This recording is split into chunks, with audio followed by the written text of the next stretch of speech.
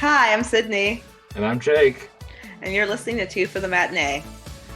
Join us today as we talk about Payback versus Payback. So, spoiler alert, because these movies are going to get spoiled. Both cuts will get spoiled.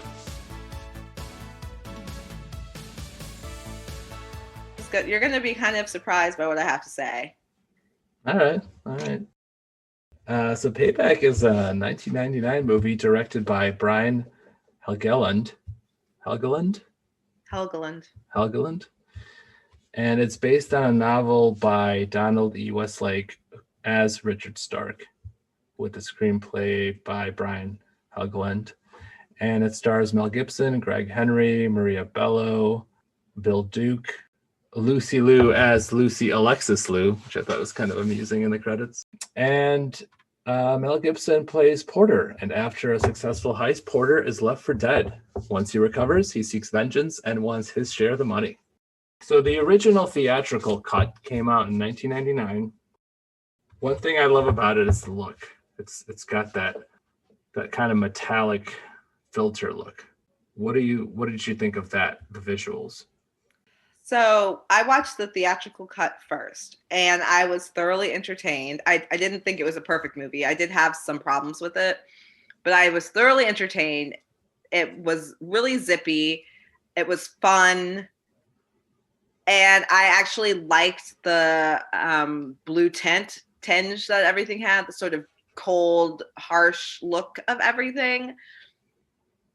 So I didn't have a problem with that. Good.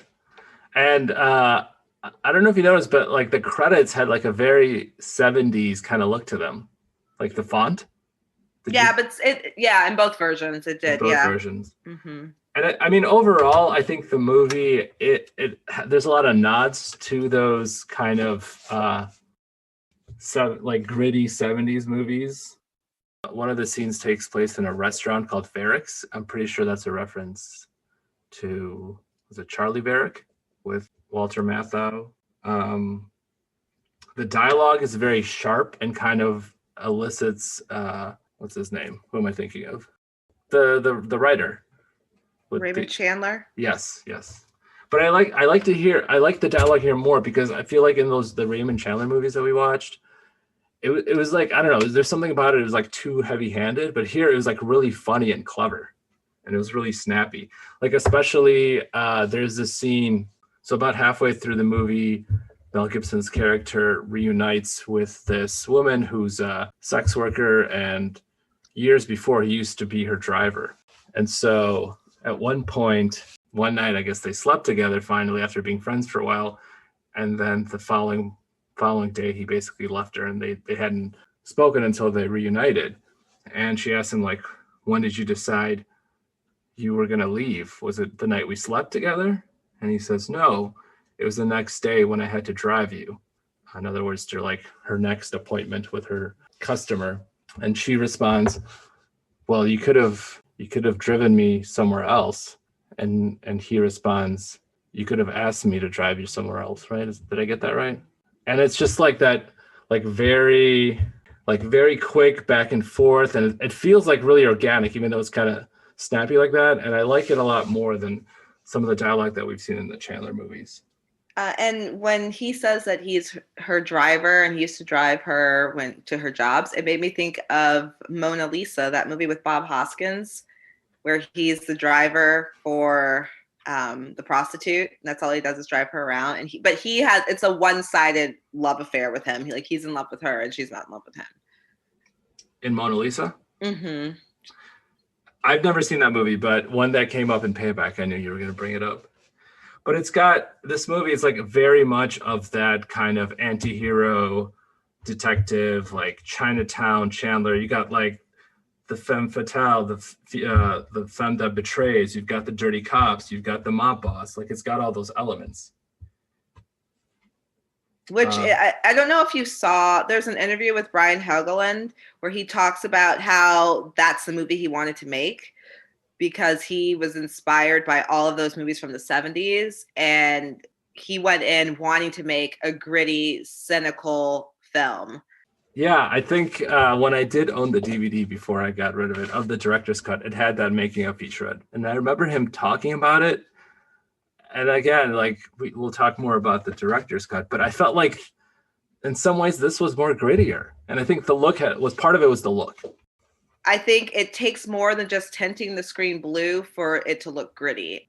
I don't think that blue tint helped the film look gritty. I think it made it a sort of coldness to it, but I don't think it had anything to do with like the grit of it, the sort of darkness of it, metaphorically speaking.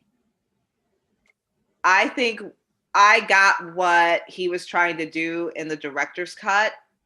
And he even mentions him and Mel talk about how the studio is like, nope, you can't kill the star, you can't kill the dog, we're not doing all that. So they both knew that there were going to have to be changes made.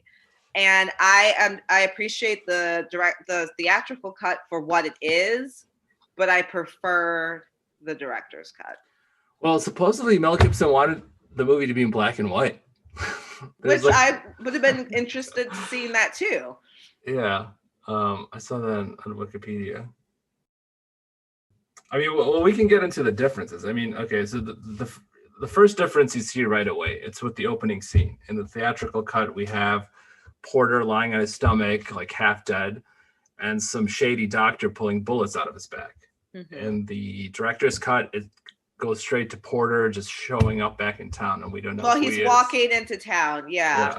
And I think that I think the distinction has to be made that these are really two very different movies. I mean, they're composed of like similar like the same scenes in some instances, but they're not they're different movies. Like I can't judge them against each other. I have to judge them as what they are separately, because the feeling, the tone, the way that it resolves itself is completely different in each of these films. Yeah, I mean, that's fair. And even the character of Porter, I did not like Porter in the theatrical cut. I thought and it stems, I mean, I love that opening scene because you're like, this guy is an asshole. He's a sociopath. He clearly is on a mission. Yeah, I didn't like him, but I was along for the ride. I didn't like him in the other version either, but I was rooting for him, even though I didn't like him. Well, one thing I found interesting, and it's so in like the opening few shots, you see him do these kind of, I mean, I think despicable is too maybe harsh of a word, but he does these very anti-hero kind of dirty things. Like he robs a homeless guy, he doesn't tip a waitress at a diner, he's kind of just a jerk overall. So they really set him up to like for us to not like him. But I would say like in both films, I mean, for you, it's more of in the second version, but I feel like in both films, you kind of still end up rooting for him. My problem with the first film, and it's like little things. So they cut like a few things out of each of those little interactions that maybe he doesn't say anything to the homeless guy. He just takes his money, you know? So in the theatrical one, he said he takes the money from him and then it's like, you're cured. So it's like a little smarmy thing. Moving on. Like there's little things, but the main problem I had was the whole third act introduces new villains and I'm not really feeling their villainy. So when he like kills the one and then kidnaps the son and all this stuff, I'm like, I don't like you because I don't hate these people. But so what I was going to ask is, they spent all this time setting him up to be a jerk. But then, like, why does he win us over? Is it because it's Mel Gibson? I don't think he didn't win me over. I was just rooting for him to get his money. Because it was fair? You were rooting for justice. I was rooting for him to get what was his. But I did not like Porter as a character. I mean, that scene where he comes back in the very beginning in the director's cut and he beats up his ex-wife. I'm like, that's a great scene. They couldn't keep that in, though. I guess Mel wanted that kept in, too. And see, that's interesting, because I didn't like that scene. And, I mean... I liked it. It does a couple of things. One, in that cut, in the director's cut, it makes you like him less, right? Because I think she attacks him first, so it's kind of self-defense, but he does beat her up. But it does a great thing because you're like, what the this guy, like he's done all these shitty things and he beats this woman up. And then, oh, okay, we see why you just beat her ass up, because she shot you in the back and double-crossed you. So I like that like he does that and then we see why he did it. So it makes more sense. And so you're like, okay, yeah, you shouldn't go around beating up women. But considering that she like tried to kill you, I get it. See, I thought it made that interaction drag, because in the theatrical cut, you kind of get that where he like slams a door. And if you notice in the theatrical cut, like she gets hit by the door and she's bleeding, but in the director's cut, she's not. She's only bleeding after they fight. So I feel like it gets to the point quicker. And then she ODs anyway and she dies. So it's like, I feel like it's this added scene with her that just slows the whole thing down. I don't think it slowed it down. It was an action scene. Well, the fight was, but then they were like talking and trying to figure things out. I don't know. I didn't like it, but you're entitled to your opinion. The other big difference is that the theatrical cut had a voiceover and the director's cut didn't. And in the past, I've talked about how I'm not a big fan of voiceover. I find them unnecessary, but I don't know. For some reason, it framed it for me. And watching the director's cut after the theatrical cut, it felt a little empty without the voiceover. I don't know if you had any opinion about it, or you take it or leave it. I think the voiceover made the character seem more crazy. It seemed to make him seem more unhinged. That's interesting. I wonder, maybe that's why I find him appealing. Because he's an unhinged hero. Kind of, I mean, in Lethal Weapon, his character, especially like in that first movie, I think, right, more than some of the other ones, is portrayed as somewhat unhinged, but then you're still rooting for him, because I guess deep down he's a good guy. He's just nuts. And he's been through some shit. So it's a little evocative of that.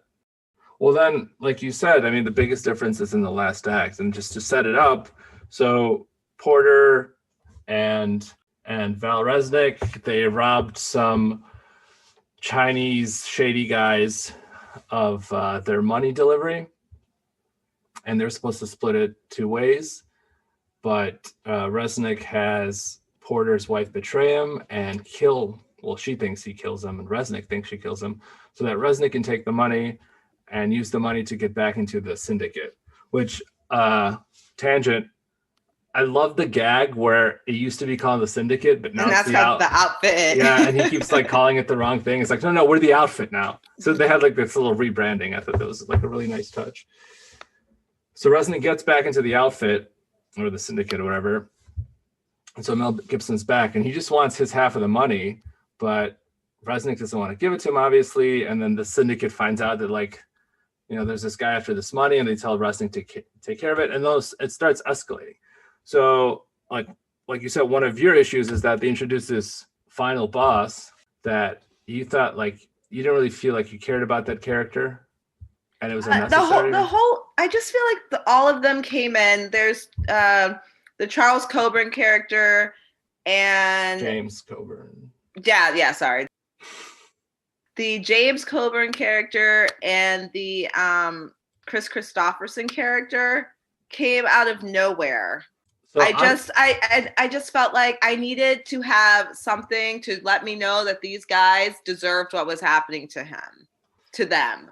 So I'm going to push back on that. I don't think they came out of nowhere, because what ends up happening is Porter's kind of working his way up the chain. So Resnick, he's kind of like at the lowest level of the syndicate, and he reports to this guy named Carter. And so after Mel Gibson dispenses with Resnick, he goes to see Carter, and he's like, I just want my money back. And Carter has this line about how no corporation would just write him a check. So they set it up like it's this like organized crime corporation, and Mel Gibson's basically moving up the corporate ladder, just trying to get his money. And he keeps escalating, because he's like, first he kills Resnick, then he kills Carter, then he goes to the next guy, until they got involved, like the guy who makes the decisions at the top. Yeah, well, then they should have talked about that before. Because the structure of the corporation? When he kills Carter, I didn't think it served his character. Right. Everything after that just sort of lost me. I just feel like there should have been breadcrumbs. Mention something how awful, like mention something that one of these guys has done that's like real shitty. Just in passing, give me a little breadcrumb so that, you know, I'd be like, oh, well, he did do that. And they mentioned that in the first act, blah, blah, blah. Like, just don't drop some guy in here that we've never heard of. His name's not mentioned and whatever. And then kill him. I guess for me, for like my point of view is like, it doesn't even matter what they've done because it sets up this idea of him just like working through the ranks to just like, no one wants to give us money. All right, I'll go to the guy. I'll like escalate it to the supervisor. And it doesn't matter who those people are. I needed something. So eventually, So one of the major differences is that the last guy, his last name's Bronson. So in the theatrical cut, you see him, he's played by Chris Christopherson. In the director's cut, you never see him, you only hear her on the phone. It's a woman played by Sally Kellerman, which I didn't like that. It's just, I mean, it could be kind of a cool device. It's only this voice on the phone. But like you were saying, how in the theatrical cut, there weren't any breadcrumbs. It was just kind of thrown at you. That's what I felt with this voice. It was like the setup, but it never paid off for me. I was okay with that. It worked for me. And so what ends up happening is Bronson in the theatrical cut happens to have a son that Porter learns about because he overhears this conversation through the phone. And so Porter uses the son to get Bronson to come out. And I agree that like bringing Bronson's son in kind of made it a little messy. Mm-hmm. Now, if Bronson's son had like punched the maid or something, then like I don't know, they made him like this clean cut kid who's really happy to get in this car. And then the dad doesn't even seem like a bad guy either. He's like, here, son, happy birthday. Now, like if the dad or the son had like, if he slapped the kid in the face and did something, you know, something. But these are like really, they seem like genuinely cool people who have really no idea who Porter is, what Porter wants, whatever. Okay. Porter just drops from the sky. So then you've got this psychopath that's Porter going after these seemingly like nice people. They made Bronson a jerk for me because he's on a call with Carter. And Carter, his employee's being threatened, and he's like, hold on a second. And then he's like, hey, Johnny, here's your birthday present. Like, how rude is that? He was really rude on the phone. I'm like, okay, he's a bad guy. That was enough for me. But like I said, I agree with the fact that bringing Bronson's son into the picture is like a little out there. But I think one nice thing that it did is that Porter teams up with Maria Bello, plays Rosie, and you get to like she uses her talents as a seducer to help kidnap the son. And I thought that was like a nice payoff given what they set up. She's not just like this like side piece or whatever. She's actually part of the plan. And in the director's cut, she's not, I mean, she's around, but she's not as important. All right. I mean, I'll give you that one. But what ends up happening, to your point, is like he's such a sociopath that he seems like he survives at the end of the theatrical one, and it's kind of a happy ending, but you're like, do we want it to be a happy ending for him? No, he doesn't deserve. I mean, I get that he wants his money and it's a principle, which is what starts the director's cut. It's like on screen, it's like got the word principle and then the definition. So we know this is like he's got a code. It's been broken. He's going to go get what's his. Okay. Right. But then again, it's to the tone of each film. It works for the theatrical cut because it's appealing to the masses. Of course, he's going to live, and the dog gets in the car too. So happy ending. Is the dog dead in the director's cut? Yeah, kills the dog. Yeah, I guess they could have dispensed with the dog. I wasn't too attached to the dog. But then, so ultimately, the end in the director's cut is they're like, fine, we'll give you this money. And he's like, we'll meet at the subway station. And then there's like all these guys there because they don't want to give him the money. Obviously, it's a trap, so they want to kill him. And he like dispenses with almost all of them, except for like there's like 3 left or 2 left. And there's a shootout, and he gets fatally wounded, or maybe not fatally. We don't know. And I don't know. I just like that sequence it just felt underwhelming. It like I don't know. It was the film felt very top heavy, the director's cut, and that like last like. I think he should have gone out in a different way. I don't think it should have been at the train station. Okay. I don't think that was a good place for that gun battle. At least we agree there. But in the theatrical cut, they have that scene, and then he like uses that against him at the end, and it's like a nice kind of bookend for me. But we've watched a lot of these types of movies, and I still think, for me anyway, that the theatrical cut I enjoyed a lot. And I think it's like we're talking about noir movies. I think it's one of the best of the 90s.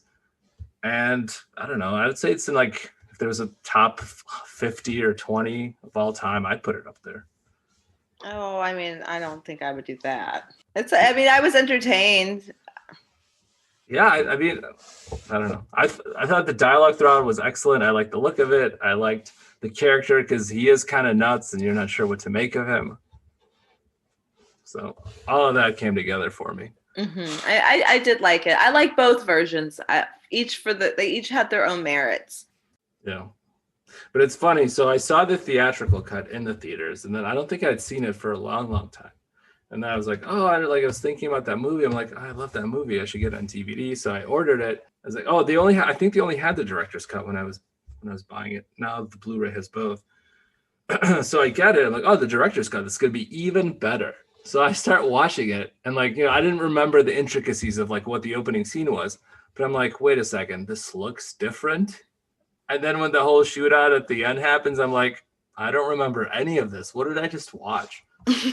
You watched Payback. I thought it was like Redux. What's that? What's the term for that thing? The Mandela effect? Yeah, it's like, wait, there's this movie that never existed that I thought I watched. But then I did watch the making of featurette, and I was like, okay, this explains it. That's really funny. Yeah.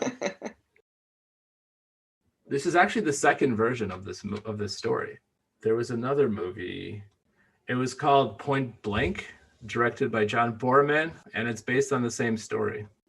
Would you rent either one? I would probably stream both of them. All right. Well, I love it. I love the theatrical. I say rent the theatrical, skip the director's cut. And that's all I have to say about that. But, I think it's really more up to like your taste. You can it's kind of cool because if you are more cynical, then I think that the director's cut.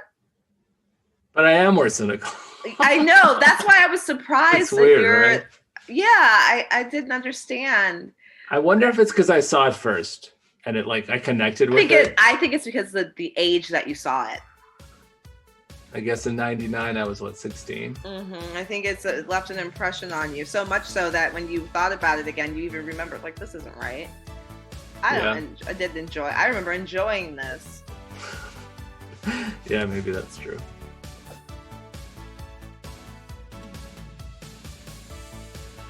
I'm Sydney. And I'm Jake.